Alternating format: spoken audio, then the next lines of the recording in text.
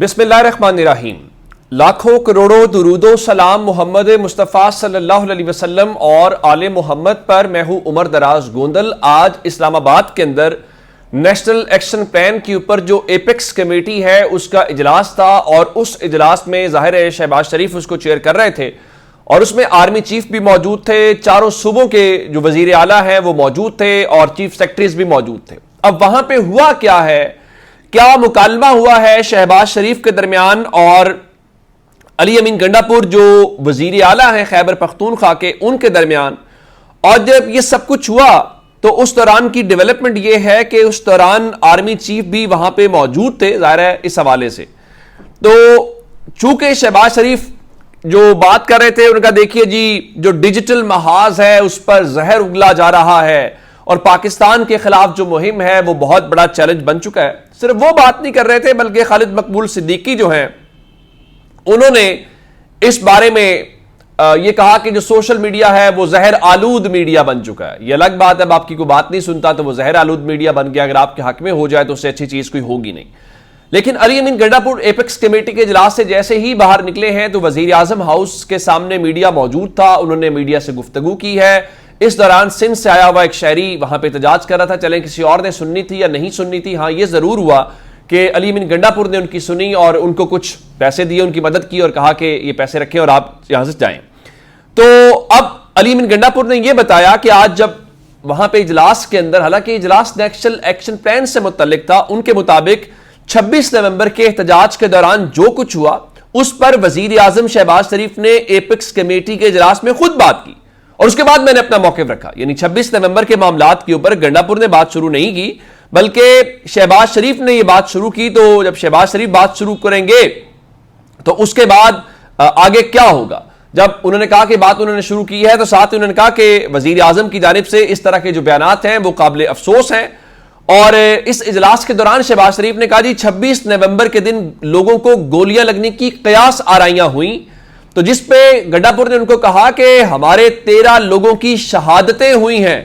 9 मई और 26 नवंबर के ऊपर जुडिशल कमीशन बनाया जाए।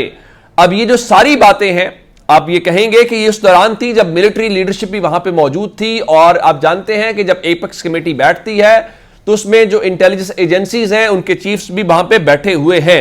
इसके अलावा गंडापुर ने इन सब की मौजूदगी में कहा कि हमारे जो लोग लापता हैं वो दिए जाएं क्योंकि हमारे खदशात हैं, हम सियासी जमात हैं, हमारे सियासी कारकुन थे, इस मुल्क के लोग थे, उनके साथ जो रवैया इख्तियार किया गया है उस पर हमारे खदशात हैं, हम इंसाफ मांगेंगे, ऐसे नहीं जाने देंगे।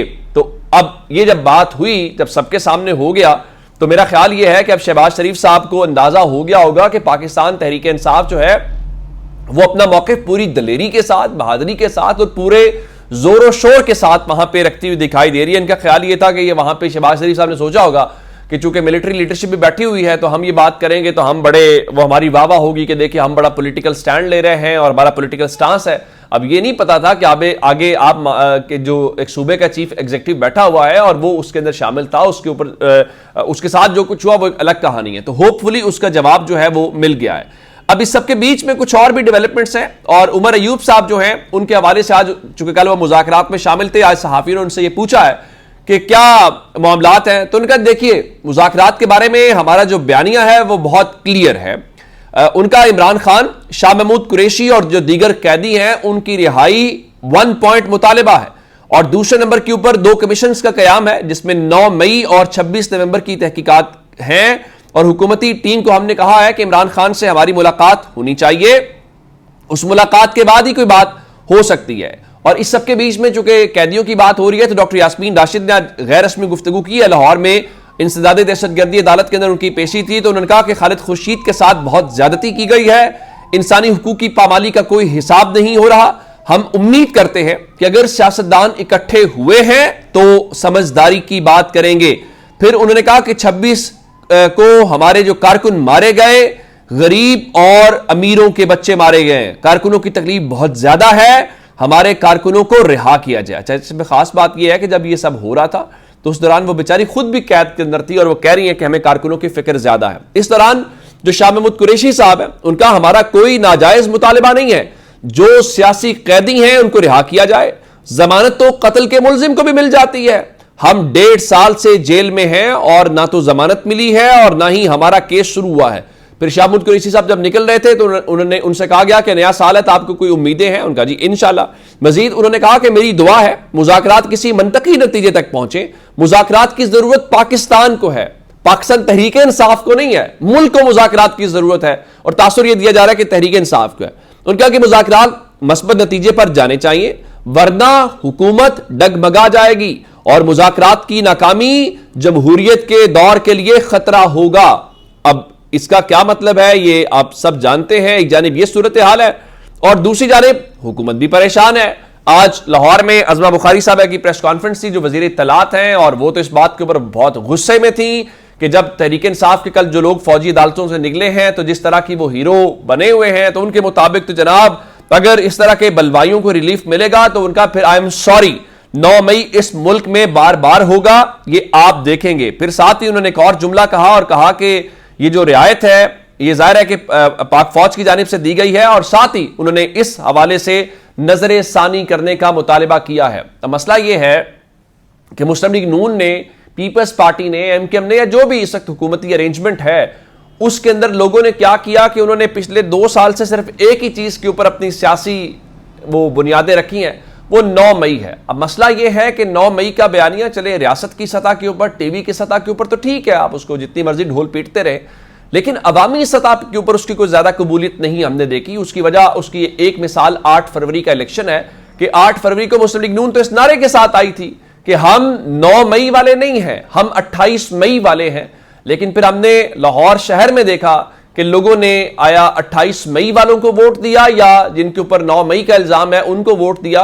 मेरे ख्याल से उसके ऊपर मुझे कमेंट करने की जरूरत नहीं है। अच्छा, इसमें एक बात हो गई। अब एक और डेवलपमेंट इस्लामाबाद से है, और इस्लामाबाद के अंदर जो है वो जुडिशल कमीशन के हवाले से इजलास हुआ है। अब जानते हैं कि जुडिशल कमीशन का इजलास पहले भी हुआ था, फिर उसमें मामला ये हुआ कि पहले उसको डेफर की गई, कुछ अपॉइंटमेंट्स थी और वो तैनातियों के हवाले से थी, और फिर जुडिशल कमीशन के रूल जो है क्या कहते हैं कि उस हवाले से वो भी होना था।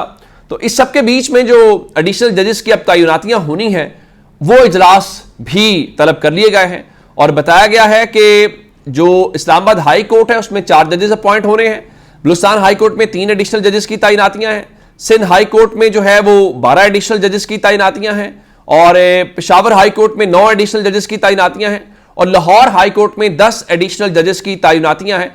अब इनको लेके जो बुलावा है जुडिशल कमीशन के इजलास का, बताया गया है कि इस्लामाबाद हाई कोर्ट और बलूचिस्तान हाई कोर्ट के लिए जो इजलास है वो 17 जनवरी को तलब किया गया है।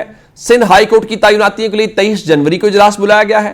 पेशावर हाई कोर्ट और लाहौर हाई कोर्ट के लिए 6 फरवरी को इजलास बुलाया गया है।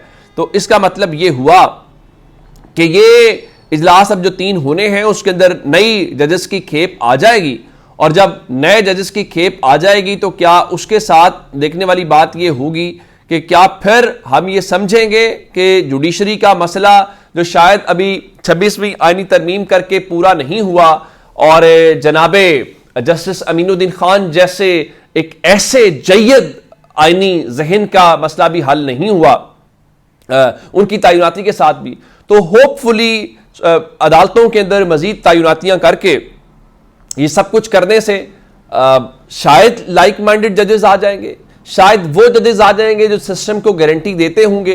तो मेरा ख्याल ये है कि शायद फिर हम तवक्को करेंगे कि चीजें स्मूथ हो जाएंगी। अगर फिर भी ना हुई फिर क्या करेंगे? मर के भी चैन ना पाया तो फिर किधर, मर के भी चैन ना पाया तो किधर जाएंगे? ये तो वो सूरत हाल है। अपना बहुत सारा ख्याल रखिएगा। खुदा हाफिज।